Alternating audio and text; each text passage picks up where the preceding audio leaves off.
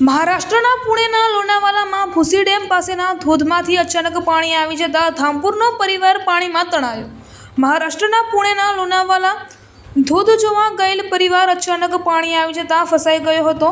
મહારાષ્ટ્રના પુણે શહેરના લોનાવાલામાં ભૂસી ડેમ પાસેના ધોધમાં ડૂબી જવાથી બે સગીર સહિત એક જ પરિવારના 4 સભ્યોના મોત થયા છે, જ્યારે એક હજુ લાપતા છે। ચોથા મૃતદેહની હજુ સુધી કોઈ ઓળખ થઈ નથી।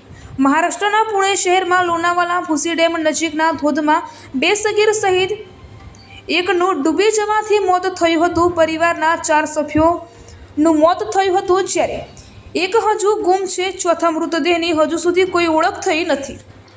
તે મૃતદેહ કોનો છે તે ઓળખ કરી શકાઈ નથી। ધામપુર ગામના અકસ્માતની માહિતી પરિવારને મળતા આમખેડા પહોંચ્યા બાદ મૃતકના સ્વજનોમાં ખળભળાટ મચી ગયો હતો, હોબાળો થયો હતો। તમામ લોકો બિજનૌરના ધામપુરના છે લોનાવાલાની મુલાકાતે ગયા હતા।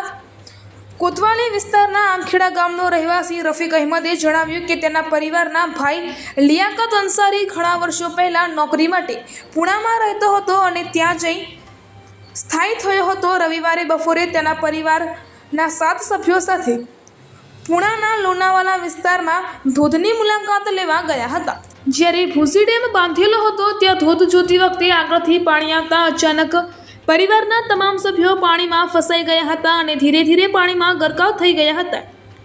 જ્યારે પાણીના પ્રવાહમાં વહી ગયા બાદ બે સભ્યો કોઈક રીતે કિનારે આવ્યા હતા, જ્યારે 5 લોકો ગુમ થયા હતા। કલાકો સુધી શોધખોળ ચાલી હતી, ત્યારે આ રિપોર્ટર ચક્ષી ગુજરાત ન્યૂઝની સાથે રમેશ ગીરી ગોસ્વામી, બનાસકાંઠા જિલ્લા બ્યુરો ચીફ।